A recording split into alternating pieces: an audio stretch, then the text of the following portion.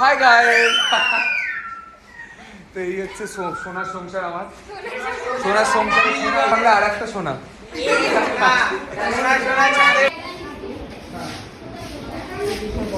আমার ভালো ভালো সব স্টুডেন্টরা আমার জন্মদিন মনে রেখেছে। জন্মদিনের আগের দিন মানে জন্মদিনে যদি ক্লাস নেই ওরা আজকেই কেক নিয়ে এসছে। থ্যাংক ইউ সবাইকে। সবার খুব বড় হয়ে গেছিস তোরা। তোরা মুখে হ্যাপি বার্থডে বললে হতো না? কেক নিয়ে এসছিস। তুমি যতটা এফর্ট করো এটা কিছু না তার বদলে। না থ্যাংক ইউ সবাইকে। পর্দা টানতে হবে প্রায় সবাইকে। Thank you Aditya, thank you. আমি সত্যি সারপ্রাইজ ছিলাম, আমি জানতাম না যে এরকম কিছু হবে। এদিকে আয়।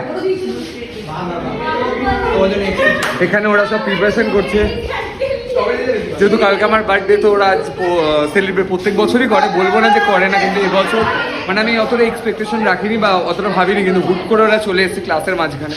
তো এই যে সব এখন প্রিপারেশন চলছে পর্দা ফর্দা। আজকে আমাকে কিছু পর্দা খুলতে আমাকে আর হয়নি।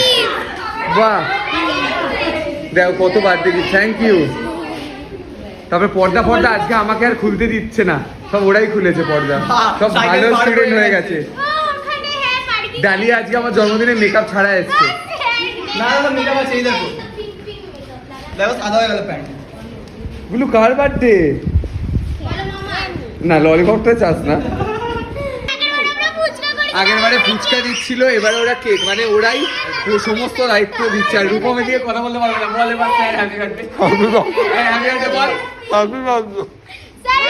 ঠিক এত বড় বড় কেন? তোরা খা। স্পেশাল দুটো আমাদের দুটো বাবা ছেলের নাম করে একটা।